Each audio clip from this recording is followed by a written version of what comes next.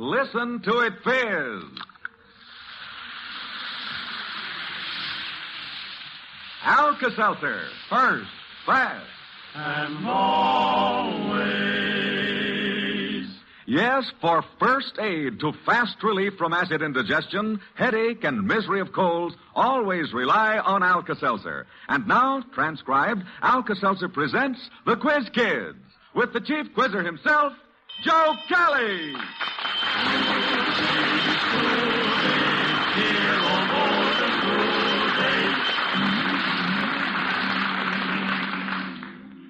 Hello, everyone. It's time to enjoy another Alka-Seltzer question session with America's famous Quiz Kids.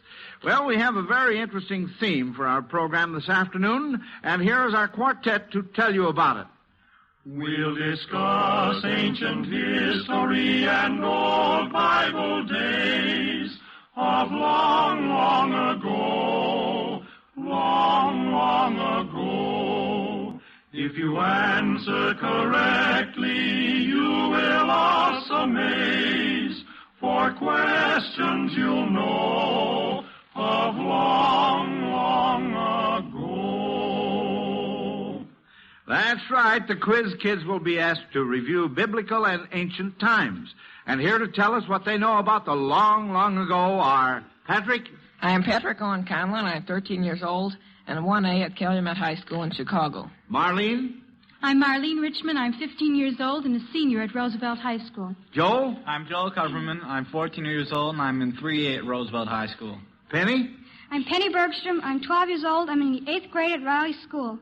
And little Harvey. I'm Harvey Dyke. I'm 7 years old, and I go to Hibbert School, and I'm in grade 3B. All right, kids. Now, your first question is a riddle from Mrs. Helen Carter of St. Louis, Missouri. Why didn't Noah play Canasta on the ark? Pat. Well, because he sat on the deck. That's all right, Patty boy. Yes, sir, that's fine and dandy. We're off to a real good start. Now, children, we're really going back to ancient times for this question from Marjorie Davidson of St. Louis, Missouri. You kids are to suppose you are the attendants at a zoo and are conducting a group of sightseers from cage to cage. But this zoo is filled entirely with birds and animals that are now extinct. And you can describe any extinct creature you wish as we go along in our imaginary tour. Now, who wants to try this? Harvey? Okay. Now, ladies and gentlemen, this here is the moa bird. The what bird? Moa bird. Oh, fine. Go ahead. Yeah. And natives found this bird in New Zealand, and they hurried home to tell the white man about it. But by the time the white man got there, it was very rare. Fine, Harvey. All right, Pat has his hand up. All well, right, ladies Patty. and gentlemen, this is an Archaeopteryx. It was extinct a long time ago and is the modern forerunner of a bird. It's a reptile, and it has on its wings lots of teeth and claws. Well, that's very, very good, Patty. Joel? Ladies and gentlemen, this is a Tyrannosaurus. It is an upright-looking reptile, very fierce, carnivorous, which ate its herbivorous companions in the ancient wilds and became extinct with the other dinosaurs. Oh, that's fine, Joel. Fine. Harvey? Well, this here is an Erieps. As you can see, it looks like a giant frog with a very long, long tail. Its mouth is very big, as you see, and it would be only bigger if they had to move back its 2 front feet back. It's a very lazy animal because all it has to do is just open its mouth, dive underwater, and get up a lot of fish. Well, that's wonderful. Now, isn't that wonderful? I was especially impressed with the fact that it had a little long tail, like you said there. That was cute. Well, as you know, friends, the Quiz Kids program is unrehearsed, and the questions asked are sent in by you listeners. When a question is answered correctly, the Alka-Seltzer Award is a fine Zenith transoceanic portable radio that gives worldwide reception no matter where you are. It's really a dandy set, and one you'll be proud to own. Now then, When the Quiz Kids miss a question, the Alka-Seltzer Award is a Zenith television set or a large console Zenith radio phonograph combination. The television set is the Zenith Buchanan, and it has everything. A new Super Range chassis to ensure the ultimate in performance, the sensational built-in picture magnet aerial, single-knob automatic tuning, and the glare band black tube for clearer pictures. The large console radio phonograph plays all types of records and has AM and FM radio. Now, if you would like to try for one of these fine Zeniths, send in a question for our radio program. Address your questions to Quiz Kids, Box Y, Chicago 77, Illinois. Now, kids, this Bible question, this next one here from Mrs. Dolores Stevens of New York City, makes us feel that in some ways living described in the Old Testament was not so very different from our own. You are to tell who in the Bible might have been arrested if he were living today, judging by these instances. Here's the first one. If modern traffic rules were enforced in ancient times, who in the Old Testament might have paid a lot of fines for driving fast, for driving fast, for driving fast in his chariot? A careless driver he, for he did not care a lot. Joe? Well, I believe that would be Jehu, and it was said of him he drove furiously. That's right. That's correct, Joe, my boy. Now then, tell us, who might have been arrested in this instance? No trespassing is what today we read. No trespassing, they should have taken heed. Not one of them, but two of them, the both of them disobeyed. Now not just those two, but for generations we have paid. Well, now, let's see. Little Harvey has his hand up. Harvey? Well, wouldn't it be Adam and Eve who trespassed into the Garden of Arden and Eden and got the apple off of the forbidden tree? That's right. That's good enough for me, Harvey. Oh, boy. Now, Mrs. Mary Street of Kansas City, Missouri, wants you to pretend you boys and girls were living in Rome in 70 A.D. Suppose your friends came over to your house, and while you were playing a game of marbles in the atrium, your shooter went into the impluvium. In what part of the house would you be playing, and how might the position of your shooter make your next shot a bit difficult? Joe? Well, the atrium, I believe, was the main room of the place, and frequently it would be the courtyard. That's right, yes. I'm not sure, but I think the impluvium is sort of like a swimming pool or a fountain. Well, that's... And therefore, it would be a rather difficult shot from the bottom of a swimming pool. That's right. It would be underwater. Huh? Very good, Joe. Very good. Now, before we take up this next question, here's a reminder for you folks who are suffering with a cold. Alka-Seltzer. First. Fast. And always. Yes, Alka-Seltzer is first aid for relief from the misery of a cold. Alka-Seltzer is fast-acting, always dependable. When you have a cold, just dissolve 2 Alka-Seltzer tablets in a glass of water. The familiar bubbling fizz shows you that Alka-Seltzer's beneficial ingredients are going into solution to help give you fast relief. Drink refreshing, pleasant-tasting Alka-Seltzer for the relief you want from that feverish, ache-all-over feeling that is making you miserable. And if your cold is making your throat raw and raspy, do this. Drop 2 Alka-Seltzer tablets in a quarter glass of warm water and gargle for soothing, comfortable relief. Alka-Seltzer will be first with you because it gives fast relief from the miseries of a cold.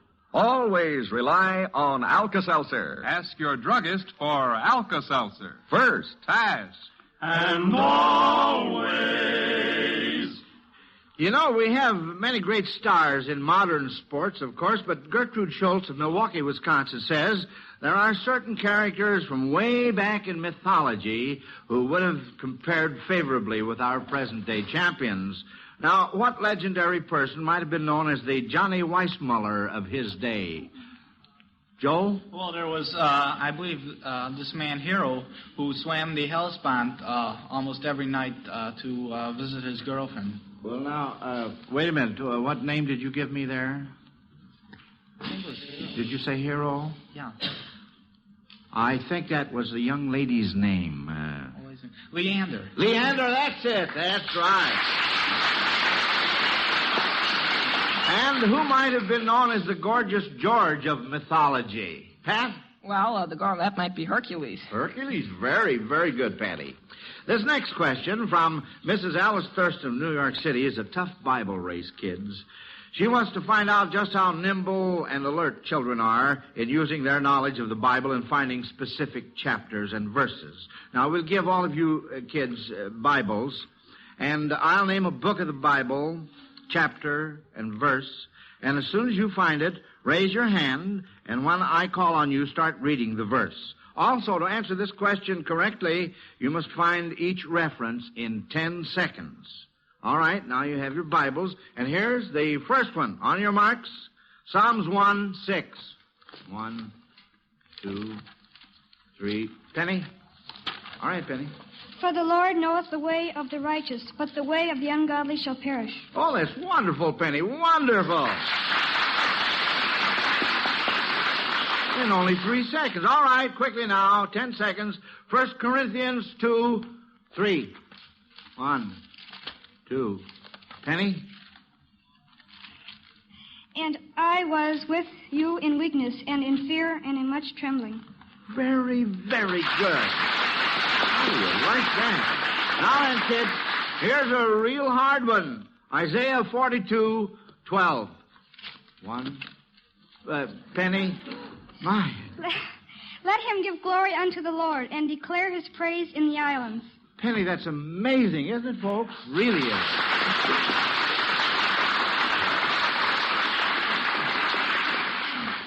All right, now, let's see what our next one is here. Dorothy Harrison of Bellingham, Washington, asks how Jacob's pillow of the Bible has recently been featured in the news.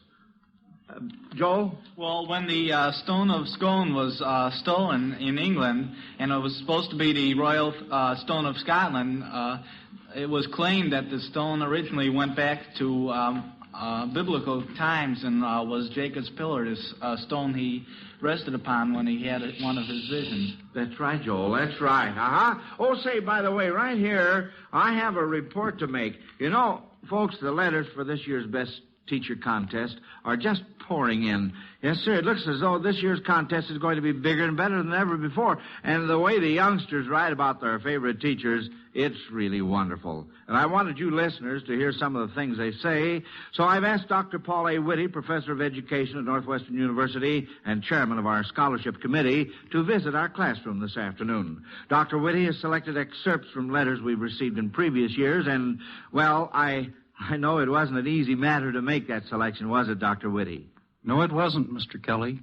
But I can't begin to tell you how heartening these letters are. Here is one written by a little second-grade child. School terrified me. Then came Mrs. Murphy. She isn't easy, but she puts us at ease. She trusts us to do our best. We do. And then another letter written by a youngster in the elementary school. She is the best teacher in the world. When I came to school, I had no friends and I couldn't read. She taught me to read. Now I have real friends in school and imaginary friends in books. I shall never be lonely again. Or the little boy in bed with rheumatic fever, who wanted more than anything else to go to school.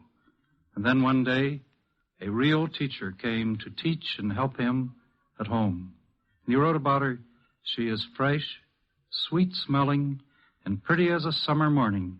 That's my teacher. And finally, at the end of his letter, he wrote this. She isn't only my teacher, but she's my best friend. And I hope I can keep on holding her helping hand tight.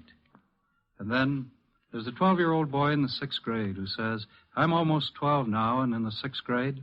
It's been a long time since I was in the 2nd grade, but I'll never forget my teacher, Mrs. S. We did so many interesting things that year. Every day held surprises. Our room was so pretty. The teacher was the nicest person in the whole world. She helped me over so many bumps. And if you don't believe me, you can ask Michael Reed, and he'll tell you so, too. We were talking about her the other day, and we said, next year we'll be going up above her. Michael Reed said, "That's true, isn't it? We will be going up above her next year. Ain't it awful?" And I said, "Ain't it?" Mr. Kelly, these letters are real tributes to wonderful teachers everywhere, and they're an inspiration to all of us who teach.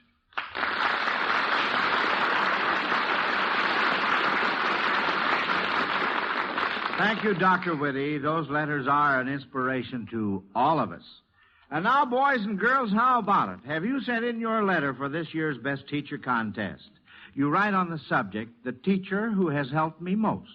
You can see from the examples we have had that you write just sincerely and honestly how you feel about your favorite teacher. You don't ask anyone to help you. You just write down the things you like about your teacher and send your letter to Quiz Kids Best Teacher Contest, Box Y, Chicago 77, Illinois. And say, you can't lose. That's right. Every boy and girl who enters our contest receives a handsome certificate suitable for framing to present to the teacher he has written about. If you write a winning letter, you will receive a $1,000 United States savings bond.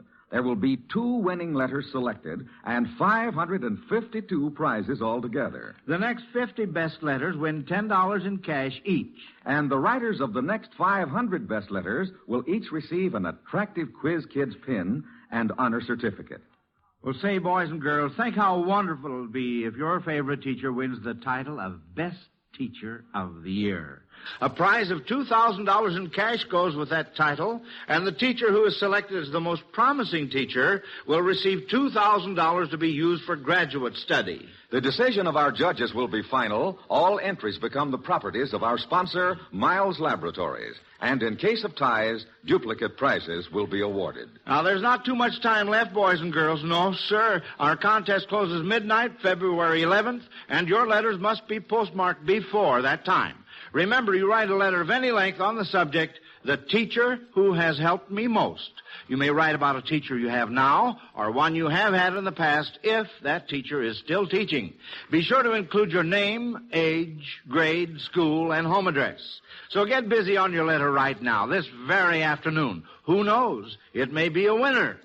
All right. Now then, here's our next question here. Mrs. Ruth Henderson of Seattle, Washington points out that women of antiquity were often very influential politically in their day. We will have the help of our quartet for this question, and you youngsters are to identify the woman in their song. Now don't underestimate the power of a woman. She gets in her say from Washington to Truman. Now there was a nice young lady, she was born a Greek. She won a beauty contest, she looked glamorous and sleek. She kept her folks at war for longer than a week. So just because a girl's a beaut, don't think that she is meek. Pat? Well, that might be Cleopatra. Or Cleopatra. No, Joel. Well, that'd be Helena Troy, wouldn't Helena Troy, that's right. Now, what woman who influenced military leaders of her day do you find in this song? Down by that old Egyptian stream, I met the prettiest girl in town, with her eyes of hazel brown, wearing a genuine princess gown. It was there I kept bowing to this maid of renown. I really mean, she's the village queen. Down by that old Egyptian stream. Marlene? Cleopatra? That's Cleopatra. That's right. Now then, just to see whether you kids were really alert during that Bible verse race we had, I'd like to ask, in which book of the Bible you found this verse? For the Lord knoweth the way of the righteous, but the way of the ungodly shall perish. How about that? Pat? Well, I think that'll be Corinthians. No. Oh, I'm checking up on you here. Uh-oh. Penny? I believe that's in Isaiah. No, dear. Marlene? Exodus? No, I think you kids are guessing now. We went through this earlier in the program. Pat? If I remember, the one left is Psalms. That's the boy, Pat. It finally came through. Well, we have a surprise guest here in our classroom to help us out on this next question. She's the leading lady of Tennessee Williams' new play, Rose Tattoo. I'm going to introduce her in just a minute, but right now, it's Alka-Seltzer. First, fast, and always. Yes, remember Alka-Seltzer when you come home feeling like this. Oh, boy, what a day. The boss sure put me through the loops today. Do this, do that, where's this, what happened to that? Whew, I'm really done in. Tired out. The first thing to do is drink a glass of sparkling Alka-Seltzer, mister, and see how fast you feel better. Alka-Seltzer? That's right. Always depend on Alka-Seltzer. Relax and freshen up with Alka-Seltzer. Just dissolve 1 or 2 Alka-Seltzer tablets in a glass of water, then drink the sparkling, refreshing solution this makes. See how quickly and effectively Alka-Seltzer can relieve the tired, tense, aching muscles and headache. How its sparkling alkalizing properties actually help speed recovery from the fatigue itself. And listen, here's something else. To help you rest better and wake up feeling better, drink another glass of Alka-Seltzer before you go to bed. Yes, Alka-Seltzer offers real relief from that tired, tense feeling that follows a hectic day of nervous tension and hard work. Try it, won't you? You bet I will. Alka-Seltzer right now, or whenever I come home after a work-weary day. And Alka-Seltzer again before I go to bed. A good idea. It is. Alka-Seltzer will be first with you for fast relief. Always rely on Alka-Seltzer. Ask your druggist for Alka-Seltzer. First. Fast. And always. Now then, I want to introduce lovely Miss Maureen Stapleton, who plays the leading role in Tennessee Williams' new play, Rose Tattoo. Miss Stapleton.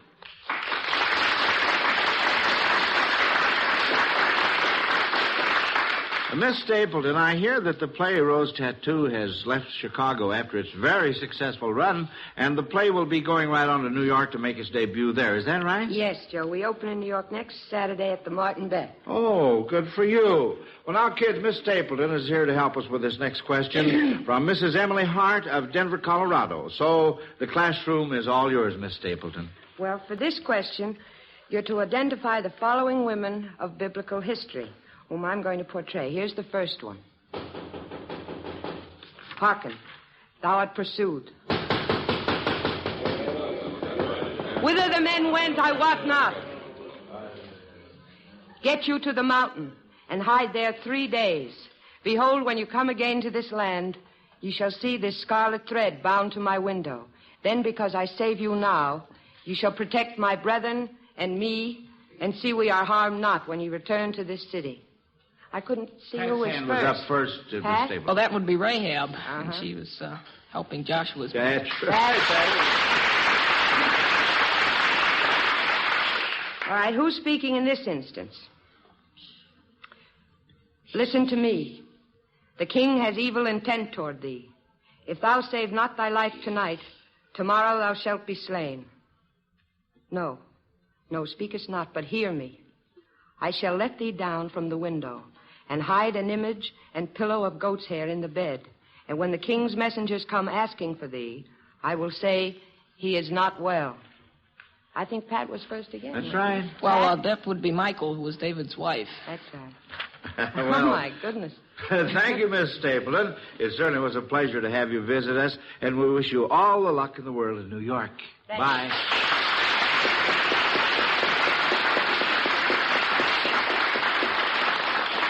Now, for this question, kids, from Margaret Wilson of New Orleans, Louisiana, the quartet will sing a special arrangement of a beautiful hymn. And you are to try to give the composer of either the music or lyrics. Let's listen.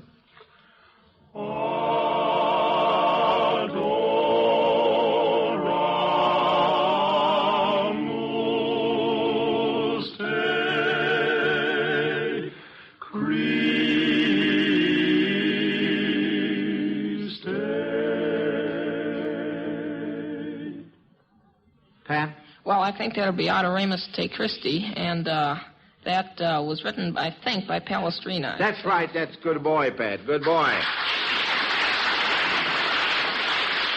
All right, let's listen to the next one.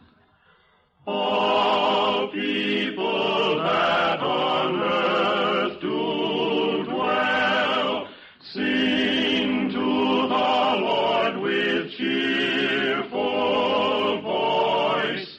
Him serve with mirth, his praise foretell. Come ye before him and rejoice. Well, no hands. How about that lovely hymn? Who wrote the music? Or who wrote the lyrics? No? Well, I'm going to tell you because I have them on my card. The name of the hymn, of course, was Praise God from Whom All Blessings Flow. Thomas Ken wrote the lyrics and Louis Bourgeois the melody. Now, Glacia, of course, that was a miss, and that means that Margaret Wilson of New Orleans, Louisiana, will receive from the makers of Alka-Seltzer her choice between a large console Zenith radio phonograph combination or a fine Zenith television set for stomping you kids. That's the first miss, I think, this afternoon. Glacia Curtis of Peru, Vermont, has noticed that quite a few of the products we find in our stores bear the names of mythological characters, and she wants you to tell why you think these brand names are well suited to the various products. The first one is Medusa Cement. All right, Marlene. Well, Medusa's head was, it was hideous, and I suppose cement was more or less, it's thick, and you just can't get out of it once you get in. Is that the idea, or? Well, wait, I think Joel, he has his hand up, can clear us up on that. What are you going to say, Joel? Well, her head turned anybody who looked on her face to stone. That's right. That's it. And now then, kids, before I give you the special and exciting news about next Sunday, here's an important message. Don't take chances. Don't guess that you and your family get enough of the essential vitamins. Make sure they do by seeing that each member takes one-a-day brand multiple vitamins every day. You can't keep feeling your best nor looking your best unless you get enough vitamins. One-a-day brand multiple vitamins taken every day give complete protection against a lack of any or all of the vitamins known to be essential. Ask for and insist on getting the vitamins with the big one on the package. Well, kids, you did fine with your questions on biblical and ancient times this afternoon. And as usual, you will each receive a $100 savings bond from the makers of Alka-Seltzer to help you with your future education. Now then, here's the big news about next week. The American Dental Association is celebrating the 3rd annual National Children's Dental Health Day in Cleveland, Ohio. And the Quiz Kids have been invited to broadcast next Sunday's program from Cleveland. We're very happy about this invitation, and we're looking forward to seeing all of you folks there in person. And I know you listeners will enjoy hearing 5 prominent dentists match brains and wits with Joel Copperman, Naomi Cooks, Patrick Conlon, Harvey Deitch, and one of Cleveland's own Quiz Kids. And you know something? I understand these dentists have been drilling and drilling. So it looks like it's going to be a painless battle royal next Sunday. So plan to be with us, won't you? And friends, between now and then, remember that your dimes and dollars are powerful weapons in the fight against infantile paralysis. So make your contribution to the 1951 March of Dimes more generous than ever before, won't you? And now, until next Sunday from Cleveland, Ohio, this is Joe Kelly dismissing the Quiz Kids. Goodbye, kids. Goodbye, Mr. Kelly. Listen to the Quiz Kids coast to coast every Sunday afternoon and see and hear Alka-Seltzer's Quiz Kids television show on NBC. Consult your local newspaper for time and station. This is Franklin Ferguson speaking, transcribed. Be sure to hear Danny Kaye, Gary Cooper, and Ray Bolger on The Big Show today on NBC.